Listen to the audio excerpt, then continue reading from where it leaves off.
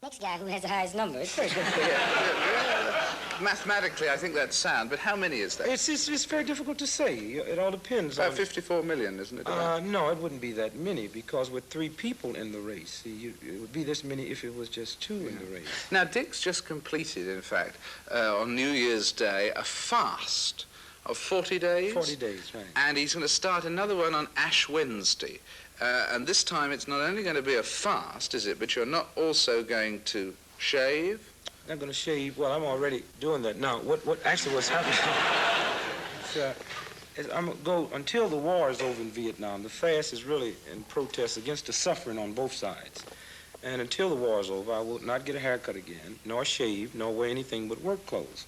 Now, the fast, I'm going to ask other people to join me. You see, we have a lot of young kids that's in the protest movement. They do not vote, so they have no voice.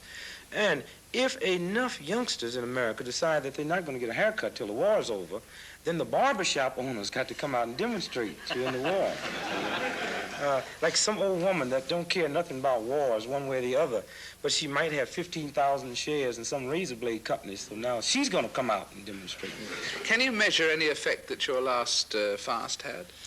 No, it's very difficult. I received thousands of letters.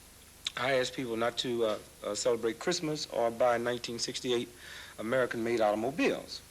And thousands of letters come in of people not celebrating Christmas, not going to buy automobiles. The reason I say you can't measure the effect, this just happened to be one of the worst Christmas in the history of the country as far as buying was concerned. Nobody seemed to want to buy. And I don't think it was because of my fast. The automobile industry was off the month of Christmas 17.4%. The sales was off. I don't think this, I know it wasn't because. The interesting thing is when you dealing with banking and finance, any little thing like this, you might assume, you, not me, you might assume if you had stock in the automobile industry that the fast had something to do with it. If you had stock in Christmas toys, you might assume the fast had something to do with it and try to have that war over by next Christmas this time, I think that's it. Bob, are you studiously non-political in what you do? I mean, could you ever see yourself making this sort of protest? Or do you feel it's not your place to? Or... Well, I couldn't afford to fast. No. Dick's slightly better prepared for a fast than you. No, I'm politically involved, but I've found that you adopt attitudes that you don't necessarily agree with. What do you mean in humor and something? In humor, yes, for the sake of a laugh, which you don't necessarily identify with or believe in. Do you believe humor can be powerful? I mean, do you believe... Oh, I think... Can you think of a time when you feel that you've really got a point across to an audience? Well, I can think of a time when Mort Saul got a point across to the audience. He said during the 1960 presidential campaign, he said that Richard Nixon looked like a man who once sold him a used car. And I think it must have cost him tens of thousands of votes. I don't know if you have the same problem here with used car dealers. We've got a few used car dealers in Parliament, certainly, yeah. But, I mean, which do you think, Dick, of the two things you do, the demonstrations and the humor, the jokes, which do you think have the most impact on furthering what you believe? Oh, I think the demonstrations, period. I think the only reason the humor have an effect is in a capitalistic system where you can command $5,000 a week. People seem to marvel over this because this is everybody's ambition in the capitalistic system is to make money. And I think the fact, if I was just John Doe comedian, that wasn't making the large sums of money, I think it would have a very, very small effect because when you're reaching up for the top trying to make it, the people that usually come and see you, which Bob knows, are your friends, the people that believe in you. They're the ones that tells everybody else, come on, let's go see Newhart, you know. But I think I think when you sit right down to it, it's two expressions. One, we didn't laugh Hitler out of existence. We will find a cure for polio and cancer, and it won't be through humor. The only thing humor helps a nation to do is get ready for the fight. In other words, for years, now I don't know how it was here in England, for years in America, we never talked about mentally ill. Everybody was ashamed of it, but everybody's home you would go to, somebody kooky was up in the attic.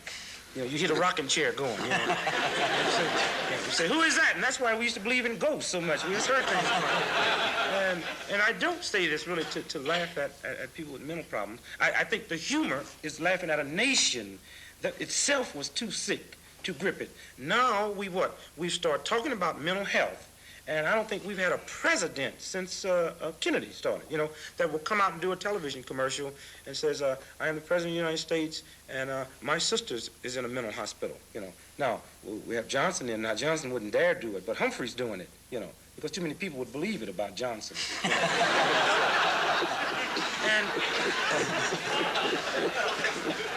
And I think once you can start talking about mental health, I think the problem with venereal disease all over the world is nobody wants to talk about it. And so actually man and medical science have found for years a way to completely wipe out venereal disease. But for some sick hang-up, we don't want to talk about it. So really what you're saying is that humor can clear the decks for action. Can clear the decks for action. Now, we're not saying which way the action is going to go, but it can clear the deck for action, and I think... Can you ever remember a time when you said something in an audience which was a joke, but which went further and which was sort of telling them which way to go? No, not really. I think a lot of people wrote me and said, I never really understood the problem until... but that's making them comfortable. And when this is great, if you and I have a problem, you see, humor works best with the parties involved. In other words, if you and I were laying on the front line of a battlefield now, being shot at, the greatest humor in the world, and we don't have to be comedians, is us laying on the battlefield. The humor that we make up, the humor that's made up from the side, makes these people here feel comfortable. But the only true humor as far as the struggle was concerned, was the Negro humor that come out. The fact that we could put ourselves down and help us make it to another day. The humor that the Jewish people used, when they was in their struggle. What is the humor, actually, that amuses both of you? What's the humor that amuses you, Bob? You amuse other people.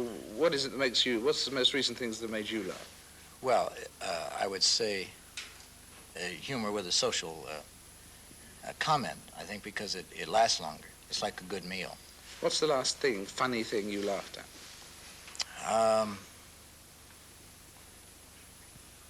I'm trying to, it was not political. It was Peter Sellers and the Pink Panther shot in the dark, which I thought were hysterical. The people that make me laugh are like Dick, Bill Cosby, and Jonathan Winters. Are the people that make me laugh. What's the sort of humor that you look for that makes you... I think I'm very prejudiced because I'm in social commentary. There's social humor. There's two types of social humor. There's the type of social humor that Bob Newhart was just doing, that goes back. And there's the topical social humor, which is very current. I mean, you fight to stay current. His is more difficult. Mine is more dangerous if you get involved. Yours is more difficult because you have to memorize and you have to act and you have to... What's your current subject matter then, for instance? Going to South Africa next week to get me a white heart.